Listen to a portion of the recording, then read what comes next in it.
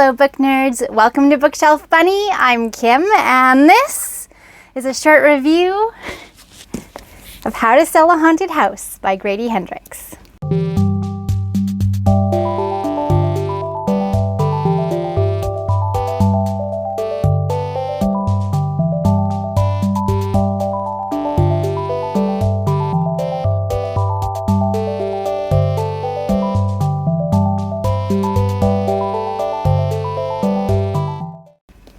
Okay guys, so I read this book. It's been sitting on my TBR for a while and it was great. I gave it a 5 out of 5 for sure, hands down. It's so good. It's so good. There are things in here that I 100% relate to, and the way that Grady wrote about them is just phenomenal. And I also really enjoy the haunted house puppets thing. It's so fun. So this book, How to Sell a Haunted House, Grady Hendricks. Read it. So here are my thoughts. So first I'll give you kind of a quick synopsis if you're not familiar with this story. Essentially what happens is a pair of siblings lose their parents in a tragic accident. Now they're also estranged siblings. They haven't spoken to each other hardly in like years. Our protagonist Louise goes to the house to see her parents' house, to see and kind of do a walkthrough and kind of mentally prepare herself for all of the things she has to do to help settle the estate of her deceased parents. And her brother, Mark, he's got his own ideas as to what needs to be done. So immediately there's conflict between our siblings. They have a fight in the front yard with like a disposal company waiting to go through the house and toss stuff. And it's so good. So good. I lost my mother quite a few years ago now. I think it was in 2018.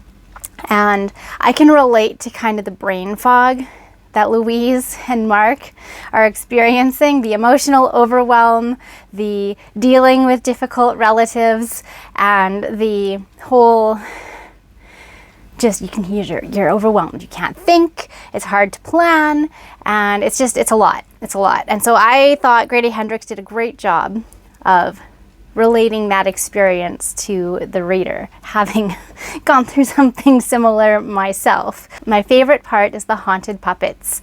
So the deceased mother, she loves puppetry. She makes puppets by hand and she has tons and tons and tons of them. She also collects like creepy dolls and figurines, and she has all sorts of hobbies.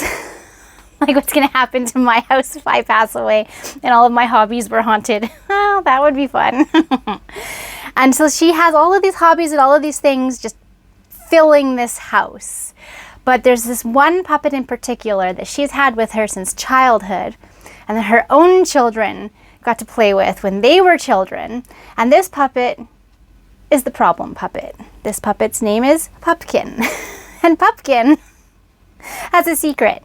And he hates Louise, our protagonist, our sister, because of an incident that happened when she was a child, leading her to bury him in the backyard and try to abandon him. So she's kind of like repressed these terrible childhood memories and these things that happened with regard to Pumpkin the puppet. But being forced to confront the house, deal with her brother, and he's relating his experiences too. And they come to an understanding that each other is not the enemy. Pumpkin is. And in typical Grady Hendricks style, you got a good mix of hilarity and horror and gore. And it's so, so, so good. So I can't say enough good things about this book. I am thoroughly impressed by it. I read through it pretty fast. When I finally started reading it, it was a page turner for sure. So I definitely recommend you check out How to Sell a Haunted House by Grady Hendricks. All right, that's all I got. Just a quick short review. I would love to hear from you in the comments. Have you read this book? And if so, what were your thoughts? Okay, book nerds, that's it for me. And as always, happy reading.